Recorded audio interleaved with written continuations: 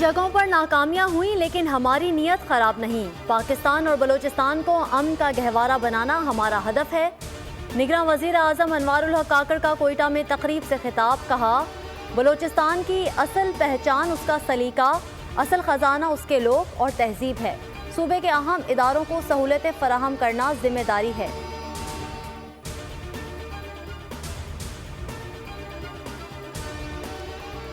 Army chief general Asim Munir کا دورہ امریکہ، سپہ سالار کی امریکی سینٹرل کمانڈ کے commander general Michael Eric Kurilla سے ملاقات، باہمی دلچسپی بالخصوص علاقائی سلامتی کے امور پر تبادلہ خیال۔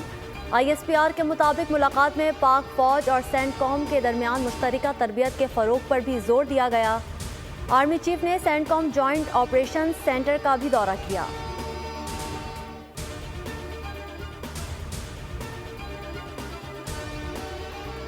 پاکستان میں آزادانہ منصفانہ انتخابات کی حمایت جاری رکھیں گے۔ آزادانہ منصفانہ الیکشن کے لیے دو طرفہ بنیاد پر پاکستان سے بات چیت جاری ہے۔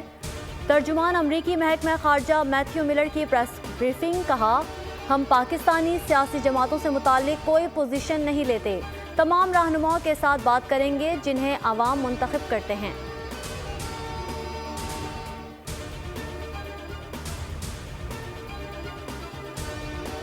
ملک میں انتخابی عمل کا باقاعدہ آغاز، ریٹرننگ افسران نے کاغذات نامزدگی کی وصولی کے لیے پبلک نوٹس جاری کر دیے۔ کل سے 22 دسمبر تک کاغذات جمع کرائے جائیں گے۔ 24 سے 30 دسمبر تک جانچ پڑتال ہوگی۔ اپیلیں 10 جنوری تک سنی جائیں گی۔ امیدواروں کی نظر ثانی فہرست 11 جنوری کو جاری ہوگی۔ انتخابی نشانات 13 جنوری کو الاٹ کیے جائیں گے۔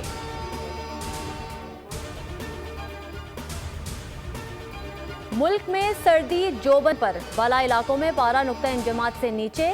آزاد کشمیر کے پہاڑوں نے سفید چادر اوڑھ لی۔ بالائی نیلم شارہ شاردا سے تاؤ بٹ کیل تک بند۔ ہتھیاں سے وادی لیپا شارہ ریشیاں پر بھی برف ہی برف۔ گلگت بلتستان میں جھیلیں جم گئیں۔ بلوچستان کے میدانی علاقوں میں بھی شدید ٹھنڈ۔ کراچی میں فر ٹھنڈی ہوائیں چل پڑیں۔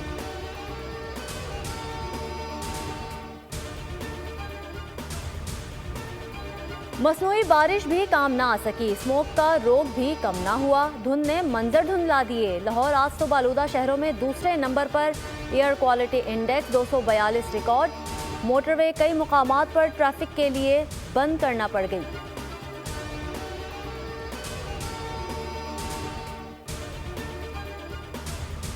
اہل غزہ پر ایک اور قیامت خیز دن، اسرائیلی بمباری سے صحافی سمیت مزید 33 افراد شہید۔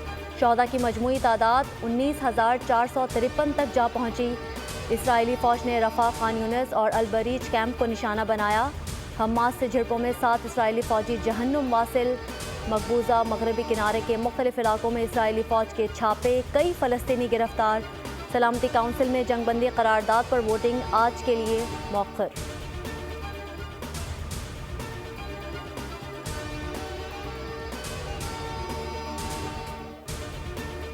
امریکی وزیر خارجہ اینٹنی بلنکن کا سعودی ہم منصب فیصل بن فرحان ال سعود سے ٹیلی فونک رابطہ، غزہ کی صورتحال پر تبادلہ خیال۔ امریکی وزیر خارجہ کا غزہ میں انسانی ضروریات کے فوری حل پر زور، کہا امریکہ آزاد فلسطینی ریاست کے قیام کے لیے پرعزم ہے، تنازع مزید پھیلنے سے روکنا اہمیت کا حامل ہے۔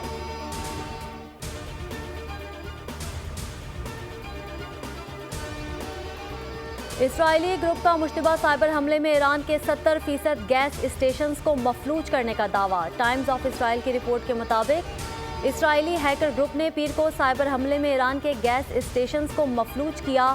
ایران کے وزیر تیل جواد اوجی نے تصدیق کی کہ ملک بھر میں پمپس کو نقصان پہنچا ہے، تاہم یقین کے ساتھ نہیں کہہ سکتے کہ یہ سائبر حملہ تھا یا کوئی تکنیکی خرابی۔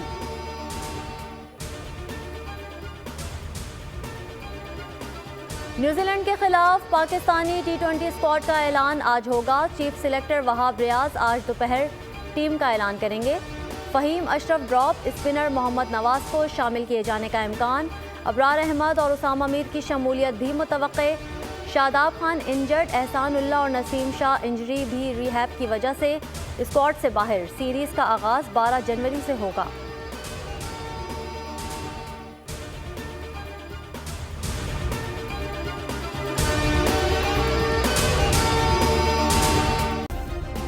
सब्सक्राइब करें और बेल दबाएं ताकि कोई खबर रह न जाए।